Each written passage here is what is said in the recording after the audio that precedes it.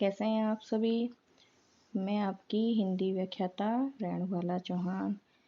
मेरे पिछले वीडियो में मैंने आपको वर्णमाला के बारे में जानकारी दी थी कि वर्णमाला में कितने वर्ण होते हैं, वो कैसे विभाजित होते हैं, कितने स्वर होते हैं, कितने व्यंजन होते हैं, मूल स्वर कितने होते हैं, स्वर किसे कहते हैं, व्यंजन किसे कहते हैं। आज अपने पढ़ेंगे कि प्रयत्न व स्थान के आधार पर स्वरों का वर्गीकरण कैसे किया जाता है। तो इसमें पहले अपने ये पढ़ते हैं कि प्रयत्न किसे कहते हैं। प्रयत्न करना यानी कि कोशिश करना कि ध्वनियों के उच्चारण करने से पहले या फिर जब ध्वनि उच्चरित होती है उससे पहले के जो प्रयास होते हैं वो प्रयत्न कहलाते हैं। तात्पर्य ये है कि जो प्राणवायु है वो मुख में कई अवयवों को छूती है और कभी कंपन करती है। जैसे फेफड़ों से प्राणवायु जब मुख विवर में आती है तो वो जीभ के द्वारा उसे रोकने का प्रयत्न किया जाता है या फिर जीभ के द्वारा वो कई स्थानों को छूती है, चाहे वो होठों को छुए, दांतों से छुए या फिर मुर्दा है जो हमारे मुख विवर में ऊपर की जो छत होती है वो मुर्दा कहलाती है, ये मैंने बताया था। तो ये जो सारी कोशिशें की जाती है वर्ण को उच्चरित करने में, तो ये क्या कहलाता है, प्रयत्न कहलाता है। अब ये जो प्रयत्न होता है ये दो तरह का होता है, अभ्यंतर प्रयत्न और बाह्य प्रयत्न। अभ्यंतर प्रयत्न में जिस तरह से कि मुख विवर के भीतर जो प्रयत्न किए जाते हैं, अर्थात कोई भी ध्वनि के उच्चरित होने से पहले, ठीक है, जो प्रयत्न किए जाते हैं वो अभ्यंतर प्रयत्न किए जाते हैं। तो आप इसमें ले लेते हैं कि होठ से लेकर कंठ तक के जो प्रयत्न हैं वो अभ्यंतर प्रयत्न के अंतर्गत आएंगे। अब दूसरा इसका भाग है बाह्य प्रयत्न। बाह्य प्रयत्न के अंतर्गत कि कंठ के बाद जो प्रयत्न किए जाते हैं, ठीक है, वो बाह्य प्रयत्न के अंतर्गत आएंगे। अब पहले अपने बाह्य प्रयत्न के बारे में जानकारी लेते हैं। तो बाह्य प्रयत्न है, इसे दो भागों में विभाजित किया गया है, स्वर तंत्र के आधार पर और मात्रा काल के आधार पर। स्वर तंत्र को भी दो भागों में विभाजित किया है हमने, घोष और अघोष वर्ण।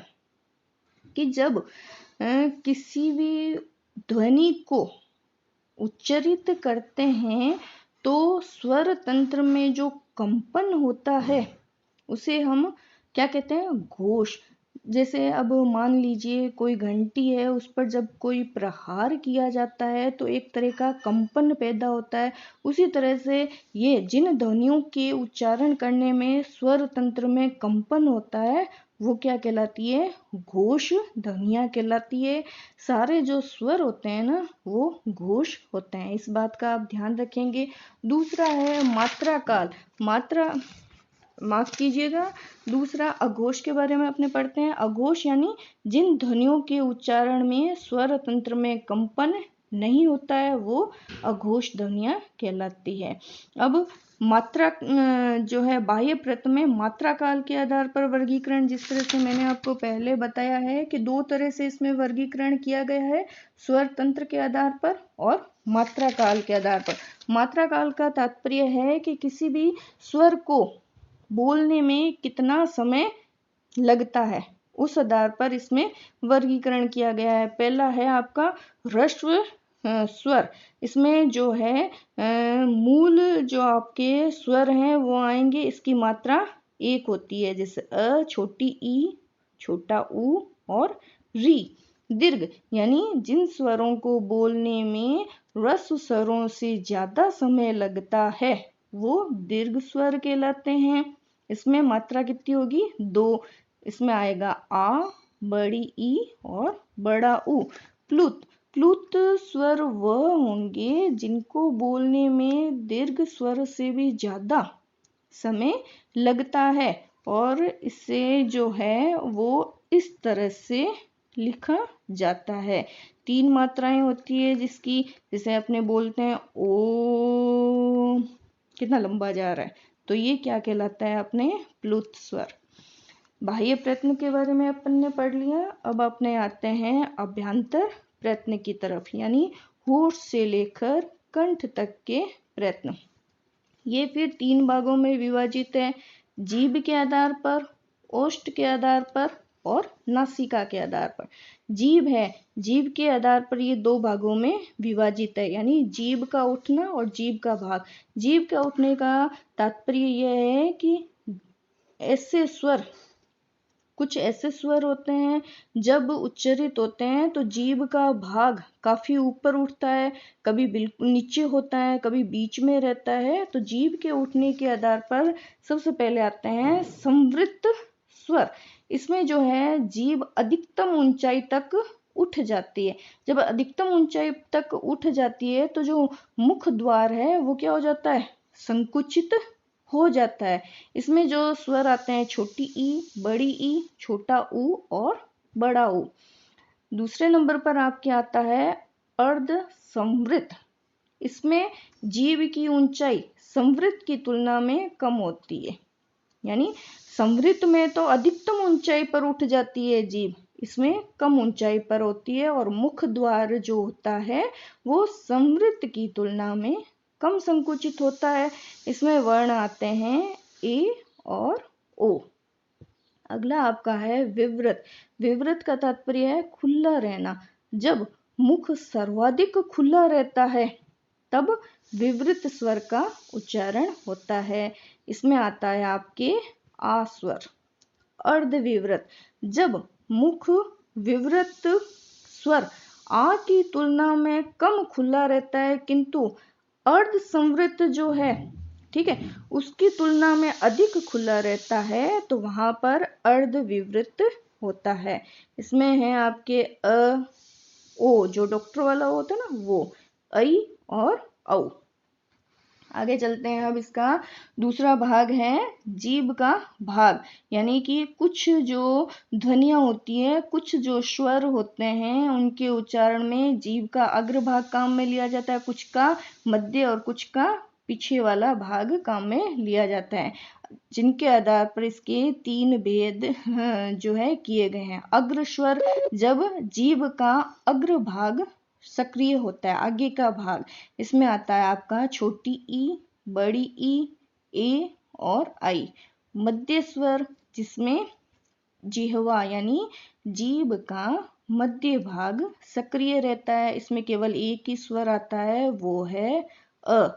पश्च स्वर, जिसमें जीभ का पिछला भाग सक्रिय रहता है, इसमें आते हैं आपके आ, छोटा ऊ, बड़ा ऊ, ओ, डॉक्टर वाला ओ और औ।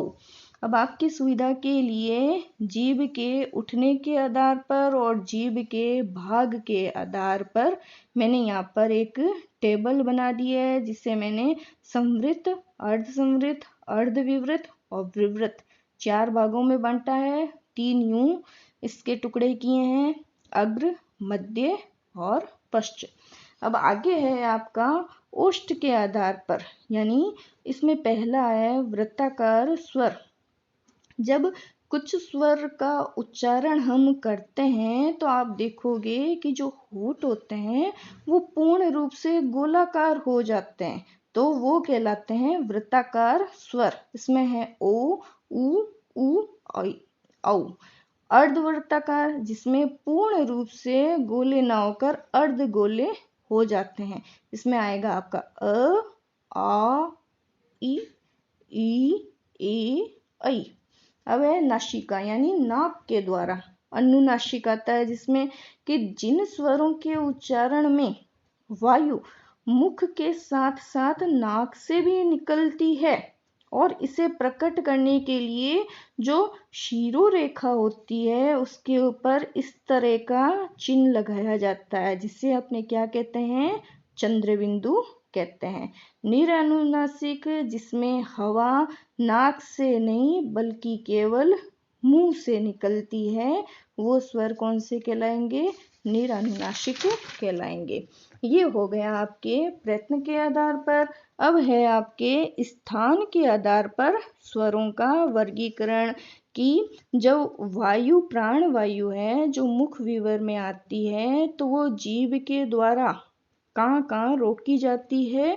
जिस तरह से कल मैंने एक स्केच बनाकर आपको एक ड्राइंग बनाकर मैंने आपको बताया था कि कौन सा भाग क्या कहलाता है, कि कोमल तालु कौन सा होता है, मूर्धा कौन सा होता है, कठोर तालु कौन से होते हैं। तो उस आधार पर हम इसका वर्गीकरण कर लेते हैं कि अ और जो आ है वो कंठीय स्वर कहलाते हैं, यानी कंठ से बोलने वाले। छोटी ई, बड़ी ई तालव्य कठोर तालव्य कहलाते हैं। छोटा ऊ, बड़ा ऊ ओष्ठ्य यानी कि होठों के द्वारा बोले जाते हैं। री मूर्धन्य के द्वारा बोला जाता है। ए और ऐ दो को मिलाकर बोला जाता है कंठ और तालव्य, इन दोनों के संयोग से इनका उच्चारण होता है। ओ और औ कंठ ओष्ठ्य कहलाते हैं, जो कि कंठ और होठ दोनों से मिलकर बने हुए होते हैं। आशा करती हूँ कि जो स्वरों का वर्गीकरण है वो आपको समझ में आ गया होगा। यदि आपको पसंद आए मेरा वीडियो तो आप इसे ज़रूर लाइक और सब्सक्राइब करना ना भूलें। धन्यवाद।